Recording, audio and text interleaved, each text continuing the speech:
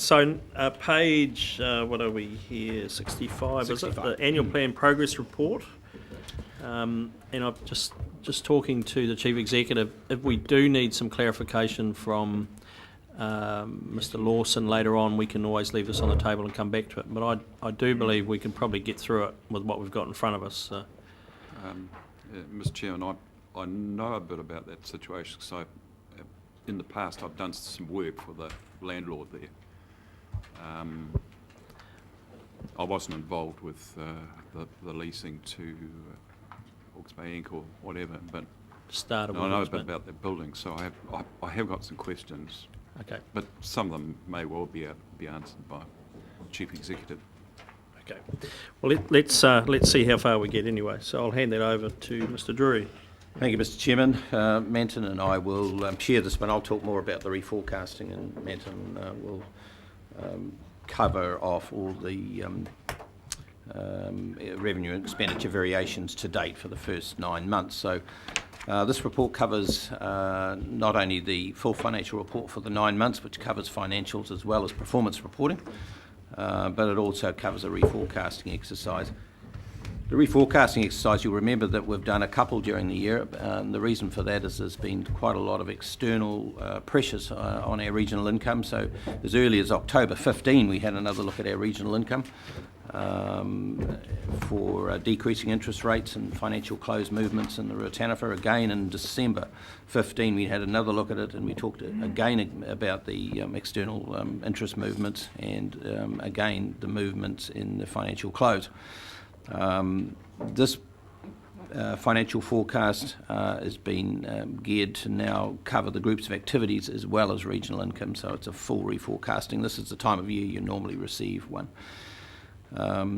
We have, and you will have read that the annual plan deficit is the same as the reforecast annual plan deficit, so we're pleased that we've been able to hold the deficit position. Of course, there's unfavourables and favourables, and today we'll move through those so as you understand some of the trends.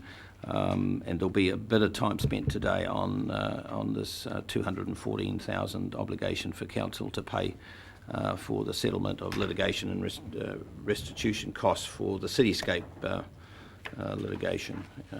And Matthew Lawson, as we've said, isn't here, but his report is appended and it's 2 pages long, and yes, it's fairly thorough.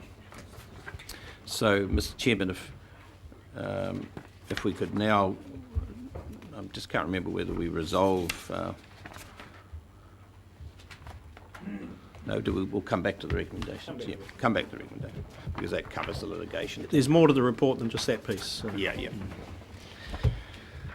If we now go to the other bundle of paper, which is attachments, another wad of paper, attachments, annual plan progress report, attachments 1 and attachments 2. Attachments 1 are the financials, and attachment 2 are the narratives, which we'll deal with separately.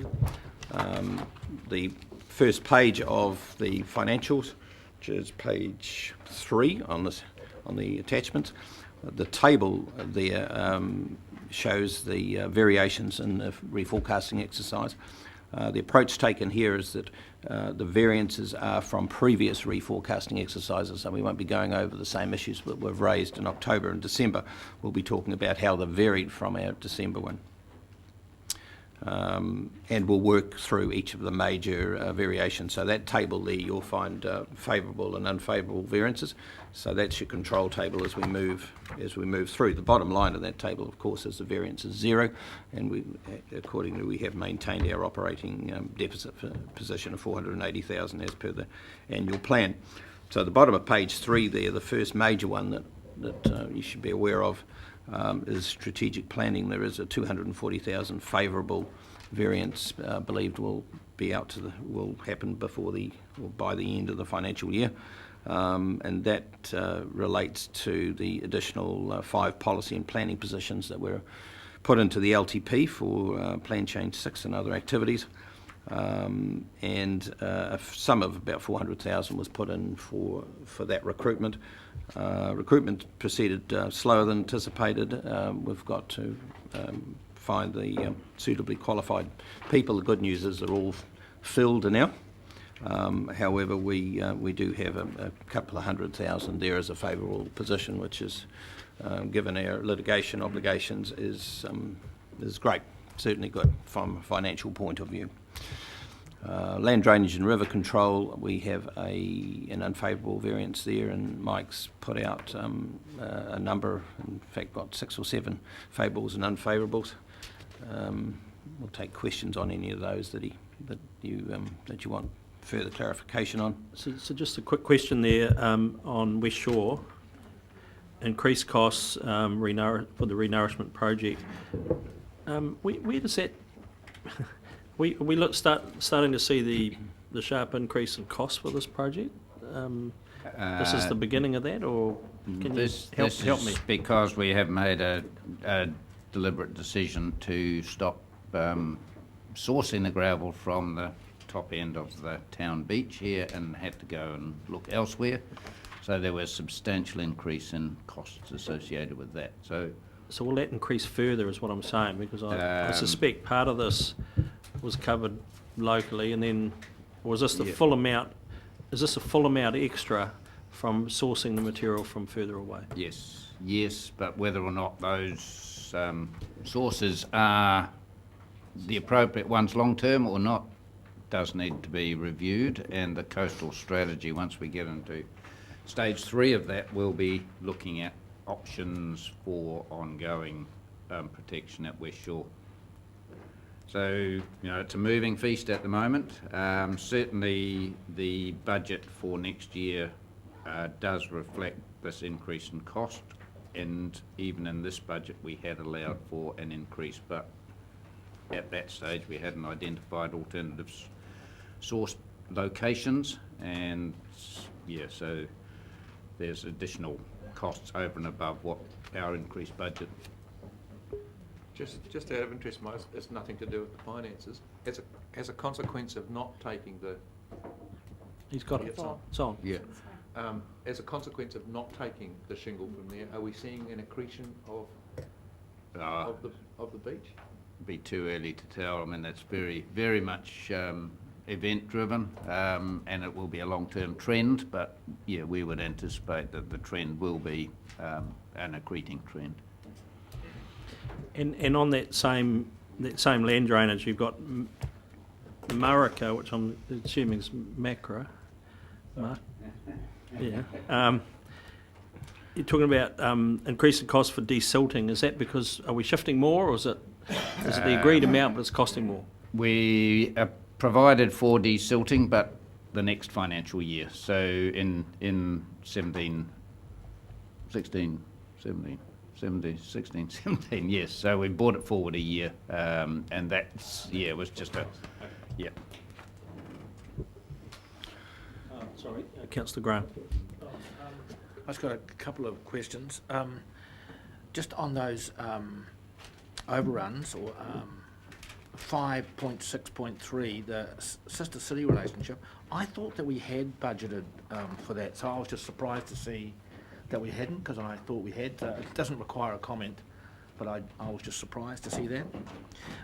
The settlement of, we were going to have a discussion about that, I guess, because I'm quite interested in Councillor Dick's thoughts on that, and if our lawyer comes in.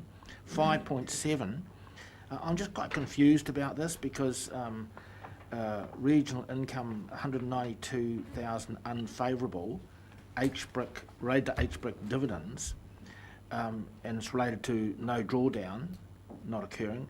Is that, I thought we were not expecting dividends from HBRC as related to the Ruataniwha Dam for some time, so I was quite surprised to see that we had unfavourable there. I would have thought we'd already budgeted.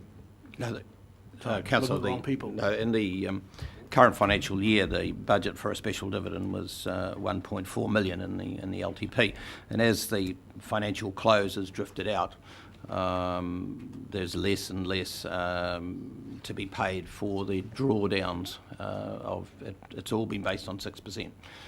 So the drawdowns are smaller, so the amount of special dividend is smaller. So there is a special dividend for 15-16. But I've indicated there that there's an offset, of course, to the extent that we don't pay money for a drawdown, then we get some interest, and I picked that up on 5.9 with some comments. Yeah, there. no, I saw that. I was just surprised at that. The other thing, just on page 16.9, I don't recall lending. I must have missed something. Went half asleep. Lending HBRC 1 million. I thought we were advancing them money, but loan to HBRC of 1 million for short-term loan. I don't recall doing that. Yes, council resolved. I haven't got the exact date for that. It's not mentioned there, is it? March 15. Yeah, council did resolve to allow HBRC to borrow $1 million. I think it was up to $1 million. And that could either be done from the bank or from council, and an analysis was done by them, and they preferred to borrow from council. It was Okay, so cheaper. that's how that's occurred, yeah. It is. Yeah. It was I recall we approved, allowed them yeah. to borrow, Yeah, so yeah. I just don't recall allowing them to borrow from us. But It was in there. It was in there. I Yeah, think at the no, time we thought I'm they fine would with borrow from the bank, but they resolved to borrow from council. Yeah, and it's all part of the eventual 80 million of that. So, if that so we comes to could pass. perhaps come back to page 4, and if you continue through your explanation there. Yeah, thank you, Mr. Chairman. Drew, and then we'll Just briefly then, regional resources there, you'll notice sustainable land management, which is 531. The budget for sustainable land management was about 970,000 from memory, and Mike and his team know exactly where all that's going, even though there's not an awful lot spent at the moment, but he's done a job on knowing where it's moving to. However, that analysis has indicated that there are reduced costs in some of the areas, and some of that money won't be required.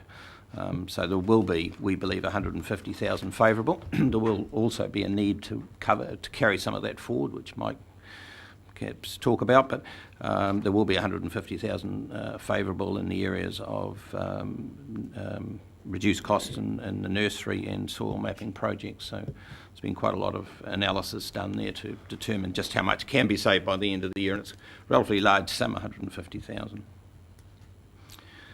Okay, the next one, regulation, 70,000 unfavourable, goes the other way. This is a little bit technical, but for every FTE position in the consents and compliance area, there's an overhead associated with the FTE position, and they're parcelled up and to the extent that that position is productive, which they should be to 60% of their time, is then recovered from external parties. But if the position's not filled, the overhead sits there and is not recovered.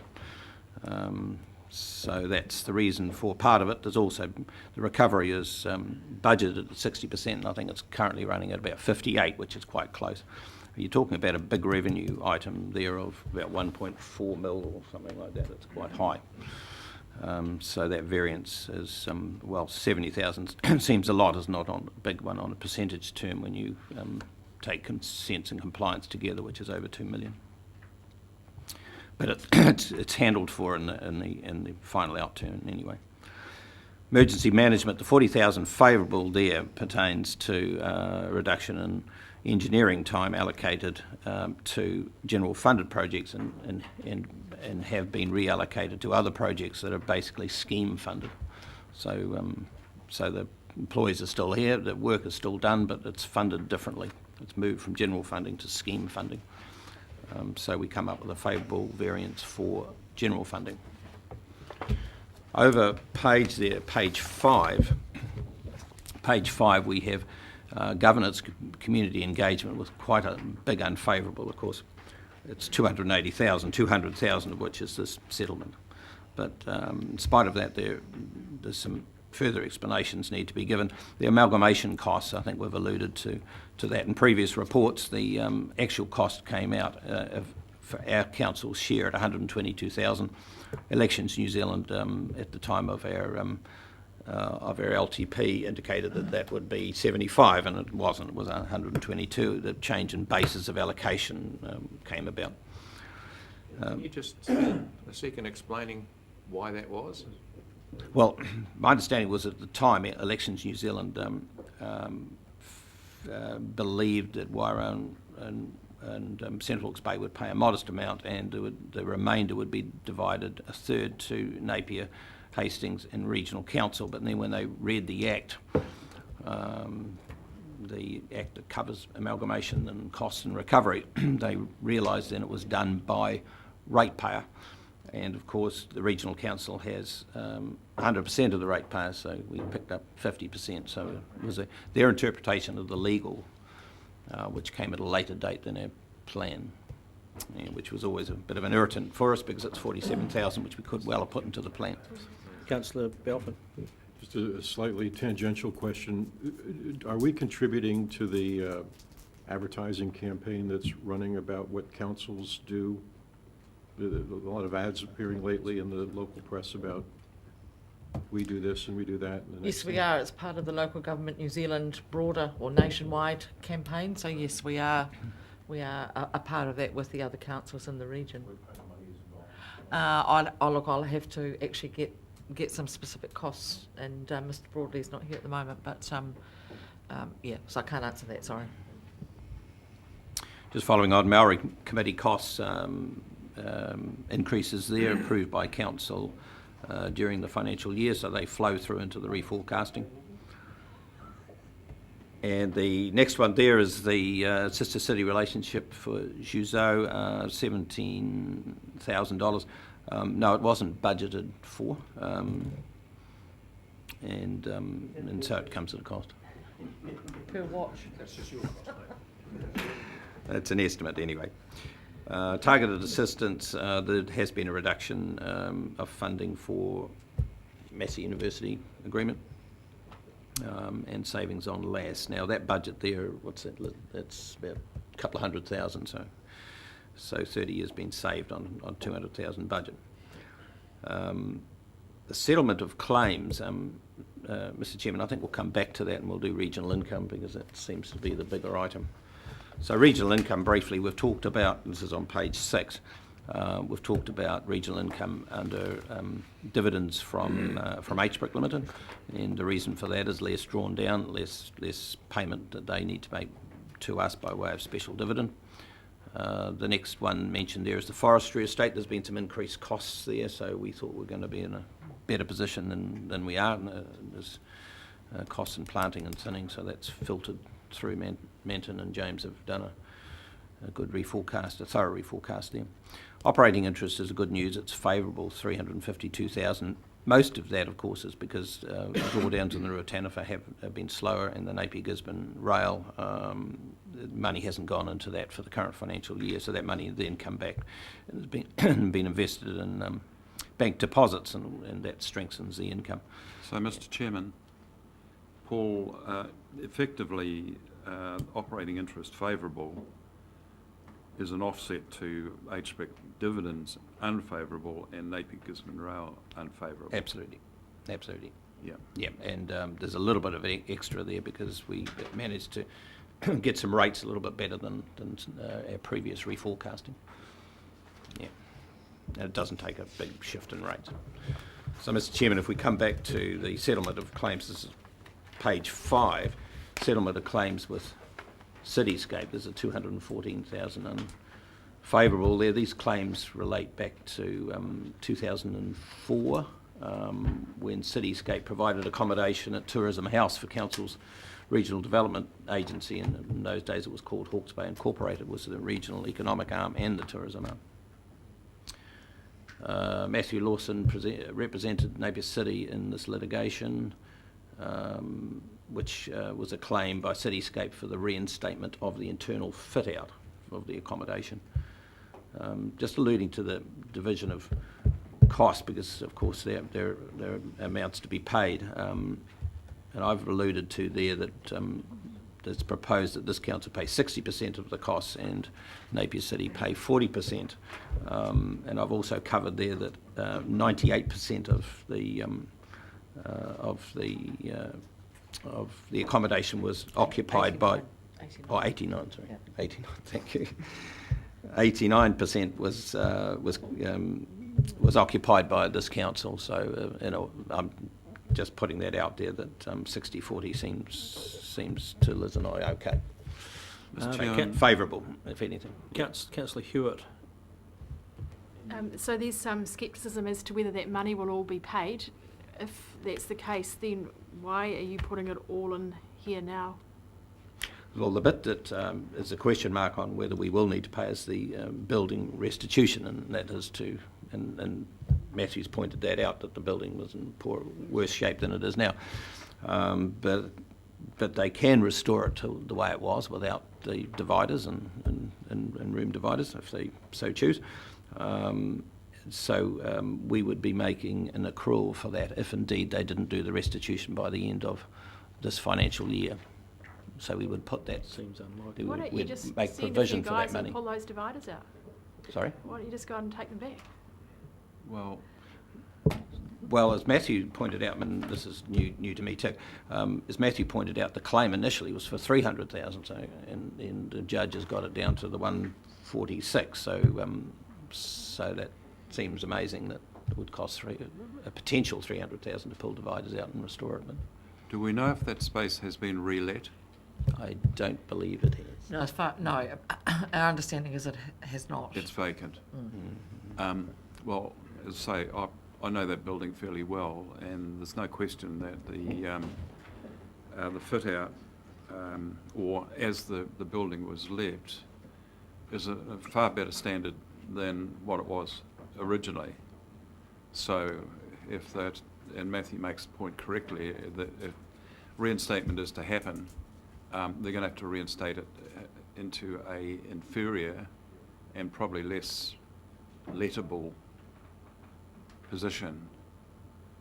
So I'd be very, very surprised if they were silly enough to do that. Yeah, they're playing devil's advocate here. I mean, the modern way of accommodation is for open plan and very few walls, so maybe they see a future in that. Councillor Scott. Thank you, Mr. Chairman. I just want to tease out why the 60-40. Hawke's Bay Inc. was occupying nearly 90%, but I was at that stage Hawke's Bay Inc. purely regional council, had that. By that stage, the other councils put their weight behind regional council rating for that particular function. So, you know, is it inclusive of other councils, that the existence of Hawke's Bay Inc.? It wasn't solely the arm of this council, was it? Yes, I believe so. I understand it was, but I think the key thing from this perspective is that we were the sub-lessees, the Hawke's Bay Regional Council, no other council. At which stage then did the councils actually reduce or state that they were reducing their economic development rate, and that regional council would increase theirs and rate across the region? When did that occur? This is 2004. Yeah. I think it was 2007-8 or 7-8. Yeah, okay. Yeah. Councillor Bevan. So the summary of this, Paul, if I've understood it correctly, is that we're currently liable for 130 odd, Yep. and we might be liable for another 73 if they go ahead and do what we think they won't do. That's right. Is there any further questions on that?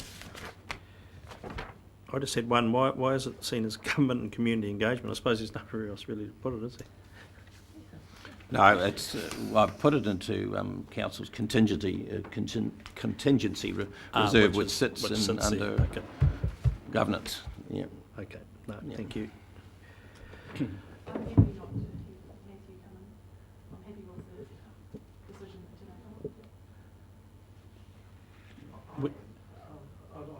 I am. Matthew's very. I have a huge amount of commercial questions around this, but Matthew would have got his head around them. He's very competent in this area, and I think the deal we've got is probably the best deal. And he would have worked out all those issues, like was it a corporate and were we legally? He would have fought a hard battle. So, and I think the deal in the end is not a bad one if all those my issues are answered, and I bet they are. Councillor Scott. Mr. Chairman, grateful I am for my fellow councillors' legal opinions. I've got quite a few questions around how long this is going to be held over us, by what date the putting back the inferior and lesser quality structure is allowed to take, what the safeguards are around it.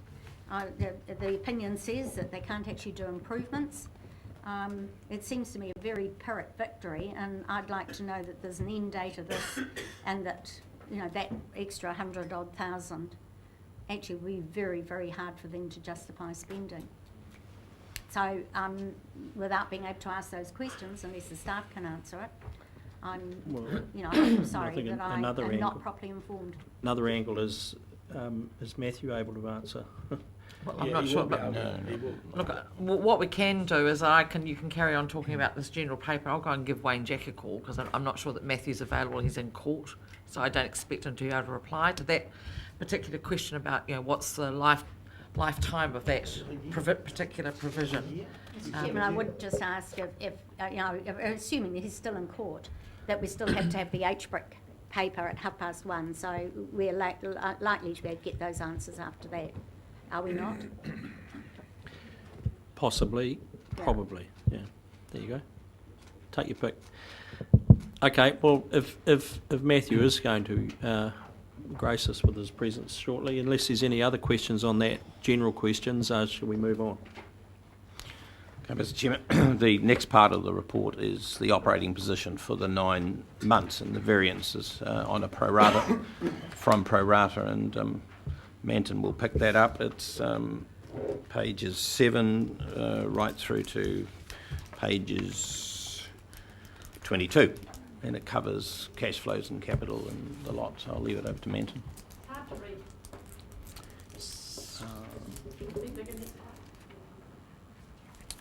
Yes, I will. Sorry, there's a few extra columns now that we've got reforecast, but I will make it bigger. Yes, so this is back to our normal quarterly reporting, with the one change being that we're now looking at a reforecast budget to analyse against for our actuals so far this year. So you'll see as you get down to the regional income part of that sheet on page 7, there actually is no variances because we've obviously made those reforecasts back to where we think we are right at the moment and where we will be at the end of the year. So there was only really a couple of variances from our operating activities that are worth the mention. They are on page 8.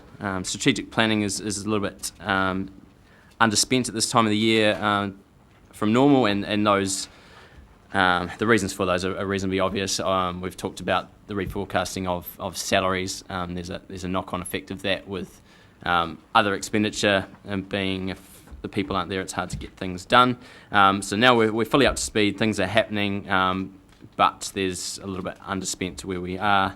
Predominantly in the policy development area, economic development. Obviously, with Tom away, things are a little bit slower on that project as well. But we've also got some different funding there through Trade and Enterprise, which has come through a little bit earlier than previous years and things like that. So there's a little bit of to and fro there, nothing huge, but I'd say by the end of the year would be there or thereabouts, and we'll be potentially looking at some carry forwards from the policy development guys, with obviously work still to be done that might drop into the beginning of next year.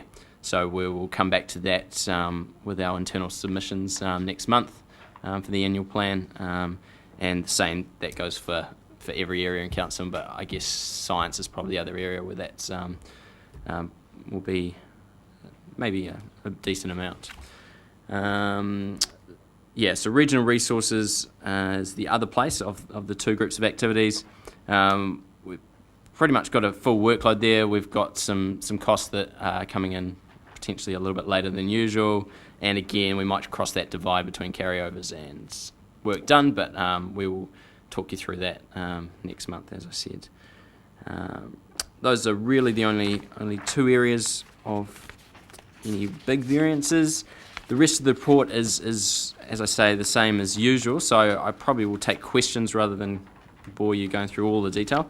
So if anything is flagged up that you're unaware of or unsure of, let me know, we can talk through those. Otherwise, we can go on to the narratives and talk through those. Is there any questions on the figures? Should we go on to the narratives then? Yeah. Mr. Chairman, the narratives, they're slightly different presentation. I think last time you got this new presentation, we have Opal 3, which is a new bit of software, and we use the words on track and variance and off track, and we have come up with a definition of what they relate to, and Leanne's now going to put it up on there for you. Future will put it on this report so as it's available to. So it's when you're looking at a variance, then you know what the manager is interpreted, or what he means because of the interpretation. So green is on track.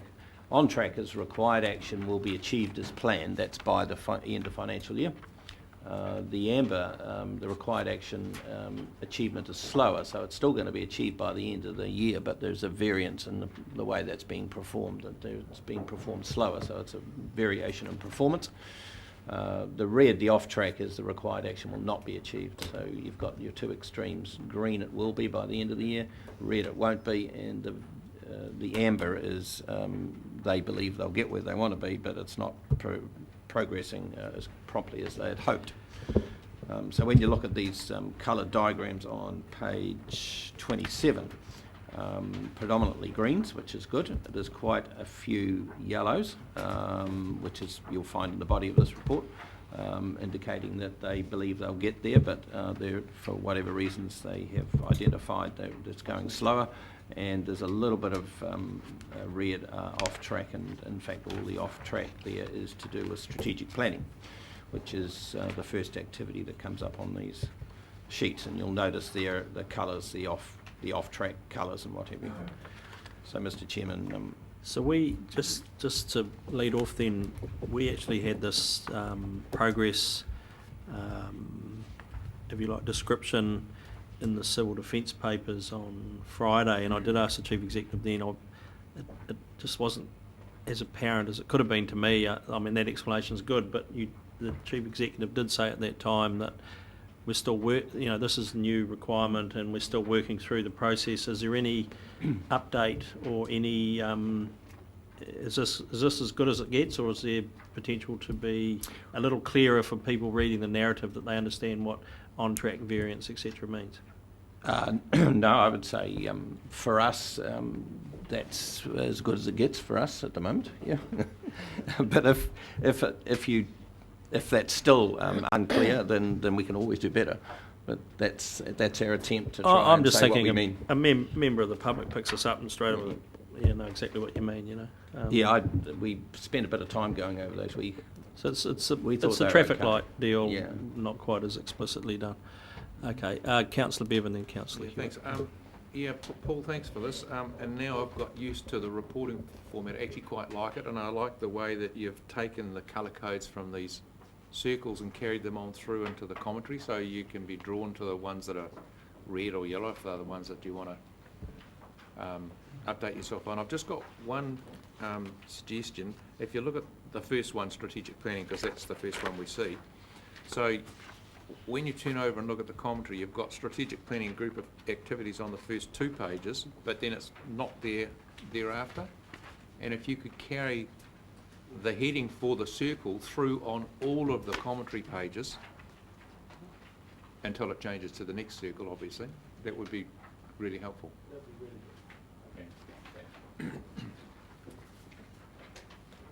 Councillor Hewitt. They're kind of wishy-washy for me. I think in terms of reporting, they're as good as the person who's writing them, and are they tied to KPIs and performance measures? How does that work? And my direct question is that, and my favourite topic, gravel extraction is on track for the Upper Toki. Well, I don't really get that. I don't think there's anything on track about it. I would think it would be far more honest to have a great big red wedge there. Well, So it's not a question of honesty, Councillor. That's not language I would find acceptable on this, actually. to answer your first question, Councillor, the progress report is reported against the required actions that have been listed and adopted in the long-term plan and or varied through an annual plan process as well. So those directly are things that have already been audited and now we are reporting against our achievement on those. In terms of a specific gravel extraction issue, I mean, that's, again, I'd probably refer to Mike on that, but depending on how the KPI is written, there's probably justification for an on track. But Mike may want to comment on that.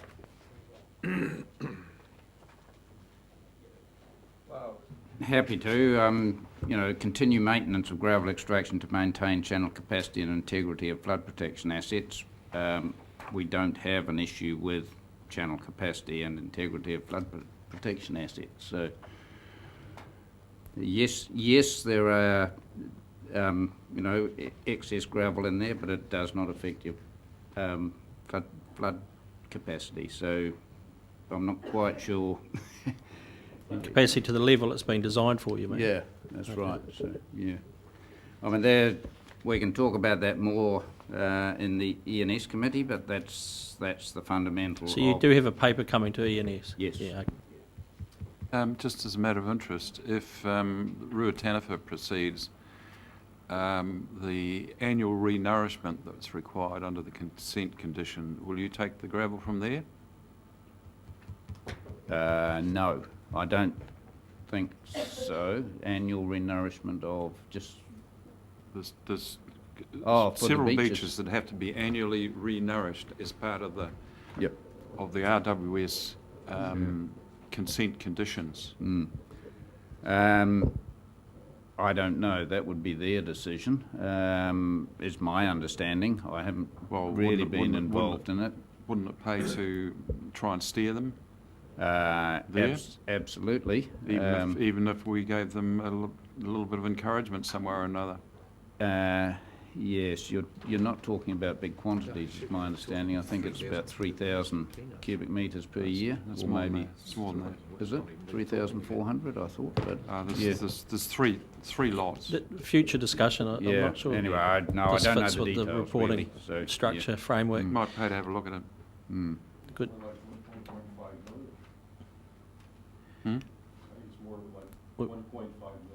It's a future discussion. Let's get through this report. So you're just happy to take questions along the way. So let's deal with some of Councillor Scott's. Mr. Chairman, I've got 4 questions, whether you want to take them just backwards and forwards or whether to take all 4, I don't know. But the first relates to page 40, and that was the West Shore re-nourishment. You've raised the matter of cost, but I'd like to raise under this last one with the new source of material, how appropriate was that material and how well is it compared with the actual beach gravel? It's page 40 of I'm the not papers, not sure what of the report. Yeah, sorry. When you say actual beach gravel, I'm not sure what you're... we were taking it from Pacific Beach, so we were taking beach gravel and putting it further down on another beach. Now we're sourcing material other than beach gravel. Yes. How appropriate is that to as a beach gravel, and how does it compare with the previous one in a successful re-nourishment? We've used it from 2 sources. One is from Winston's, where it was fine gravel, and the rest is from the rivers. I think in terms of how it compares, there will be various views out there in the community, but yeah, it's doing its job. I guess that's really what we want to know, because there have been concerns raised. It is doing just a satisfactory job. Absolutely, yeah. Thank you. Continue. The next one is over the page on page 42. And that did relate again, it did come up in a different paper. 30 FEMPs is a reasonable number to have underway from what we heard earlier, although and still noting that it's a slow uptake. But what's the extent of the expertise here to gear up to a much higher number than that? Are you talking staff or consultants? I'm talking the consultants to do this work, because it's not a staff work to do. No.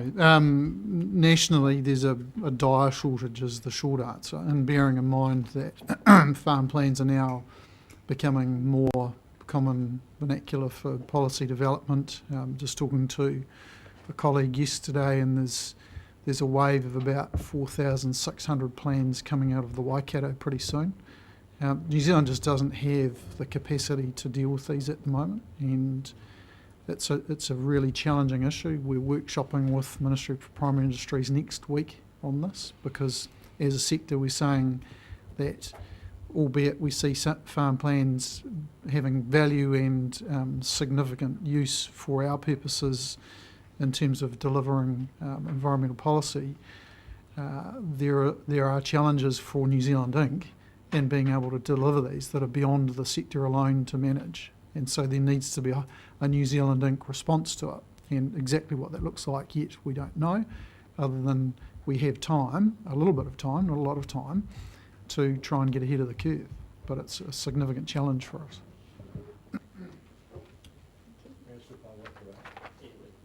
Be some follow-ups. Correct me if I'm wrong, but my understanding on this point is that water users under the scheme must have a FEMP in place before they can accept water. And there is a clock in the arrangements, as I understand them, that would require that to happen, and that HBRC would have to say to each of those irrigators, yes, we have your FEMP, yes, it passes muster with us, and yes, now we are ready to turn on your water. So there would be maybe a 3-year window while a dam were being built to get that work done. Look, I don't recall the timeframes. I'm sorry. I'd have to go and look at the conditions and see. But it does seem like it would require us to go from about 30, which are to 200 or so. Yeah. In that period of time. And look, the 30, I think, is probably slightly undercooked. It's more than that. We had aimed to have 100 done pretty soon. We're probably not going to make 100. Look, I think the reality is that if you're in a situation where you're under a community irrigation scheme, you probably have levers that you can pull that are quite different than individual farmers necessarily do in terms of being able to access the capability and the expertise to do this. It's a bit like being, I'm doing a kitchen renovation at the moment. If I want a contractor or a tradie, they're hard to get. But if you're a multinational firm who pours money into those tradies every year, they tend to want to go and work for you first. So I would imagine that larger groups of individuals or collectives are probably going to get access to resource in a manner that individuals alone may not. But the details around the HBRC consent conditions, I'm sorry, I don't have on the top of my head. I certainly can look into that and come back to you on it. Can I just add there that is, approximately 30 are as of now. The update that I've had quite recently from land management is that they probably expect to get somewhere close to 70 by the end of the year. Mr. Chairman, is there a problem potentially in that pretty hard to create a plan if you don't know whether you're irrigating or not? Well, I guess that's a consideration that people who are contemplating going into the scheme would have to make. I mean, if you're in a community irrigation scheme or under the scheme's consents, you have a different framework that you kind of sit under or have an opportunity to sit under. I would be reasonably sure that there are a bunch of individuals who know they're not going to be. And certainly, I don't want to paint an absolute picture of doom here. The reality is that we've managed to achieve an enormous amount with the likes of beef and lamb and the land environment plan template, because the reality is for a catchment like the Tuki, as it will be for many parts of New Zealand, beef and lamb type operations are your bread and butter. There are more of them than any other activity, and LEPs are able to be done relatively quickly using workshops of farmers, working collectively with beef and lamb extension advisors. The challenge for us is more in the kind of the larger operations, the dairy platforms, the ones where more detailed plans may be required. Yeah, but I mean, until a decision is made, there's an element of uncertainty, both for people who might be in the Ruataniwha catchment, but also for others, because plan change, as you know, plan change 6 ramps up minimum flows, and if there is no dam, then there are going to be far more frequent irrigation bans. So again, that uncertainty would seem to me to make it very difficult to do your forward planning.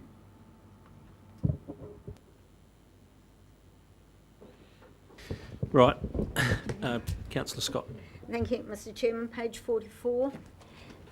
And that's the Niwa nutrient transport model for the Mohaka catchment. Why are we considering abandoning that? Is it because we have a better model that's being developed through the tank process, which includes nutrient transport modelling? So the solute transport modelling or contaminant fate and transport modelling is something that we're sort of grappling with. We've pretty much landed tank, and that's opening up opportunities for us in Mohaka that we hadn't envisaged. So what we're doing is saying is the original approach that we took using Kit, Rutherford and Niwa, the right one to pursue, given of course also that Kit is now an emeritus with Niwa, given he's resigned but still does work for them on contract. So the sands have moved a little bit in the intervening time. We're now just taking stock to say, is that still the best approach? Is it the most cost effective and fit for purpose option? So we could still proceed with this if it's the better option? Could do, Yep. yeah. Thank you. And one other question on page 50. And that's the development of a new geological model for the Ruataniwha Basin. I thought we'd done a fairly exhaustive one at the time of the EPA inquiry. Presumably that is still in place and it was a working model. So A, why is the need for a new one? And B, presumably if we've got a working model, there is no real impact on deferring that development of another model to a later date. So yes, we do have a working model, and yes, we still intend to refine and develop that model, simply because the policy development will require us in time, or the policy implementation rather, will require us in time to respond to situations where exceedances of the 0.8 DIN have been triggered, and there is the need to go up the pipe, so to speak, into the catchment and further manage land use to achieve the 0.8 DIN over time. Now, in order to do that, we're going to need models and modelling to help us figure out where in the catchment to go. So hence the need to continue developing it. Thank you. So the second part of my question was that at the moment there is no disadvantage to that being deferred because we haven't got up the pipe yet. No, it hasn't. No. Thank you. Okay, all done. Other questions? Councillor Pipe.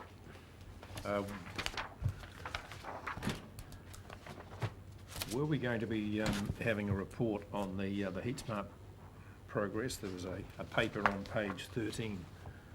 Was Mr Heaney going to be here or not?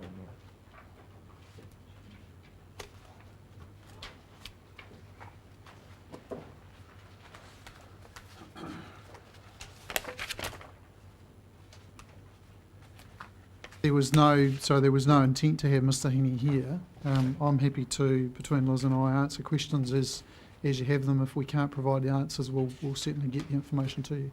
Okay, it's elaborated on page 47 actually, with regards to the media campaign that is going to be completed. I guess the question I was asking is as we head into winter, there's already some social media actually comment about, smoky fireplaces and smells and people hanging out there washing and so forth. And I'm just wondering what that media campaign is going to involve, and what are the areas targeted, because it talks about various areas being targeted Yep. in the Napier and Hastings area. Sure. So the media campaign has been underway for some months now. You might have noticed a lot of radio advertising, for example, and we've ramped the language up, and it's in line with the comms strategy that we put to you 6 months or so ago around Heat Smart and our compliance actions from here, and we're now starting to talk about things like illegal fires. Associated with that has been a letter that was sent to property owners that we have no record of a replacement fire being installed that is compliant, or the fire being removed and replaced with a clean heat source. It may be that our records aren't up to date, but we're simply saying we don't have a record of it. Can you please explain whether either it's been removed or you've replaced it, so we can update that.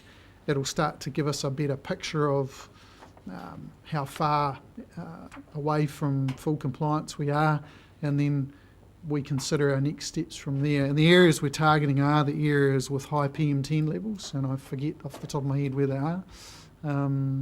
Mahora, I think, is one in Hastings, but there are areas that we've identified through our monitoring that have particular issues, and those are the areas that we're targeting the letter drops initially.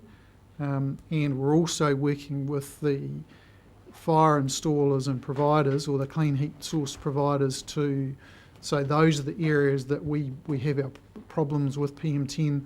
Those are the areas that they could choose to saturate with advertising themselves around the loan or the subsidy, and or marketing incentives they may wish to offer to try and get people to take action. Just noticing the figures though on that page 13, it doesn't seem as though we've made the targets that we set ourselves. Any comment on trends and the reasons why?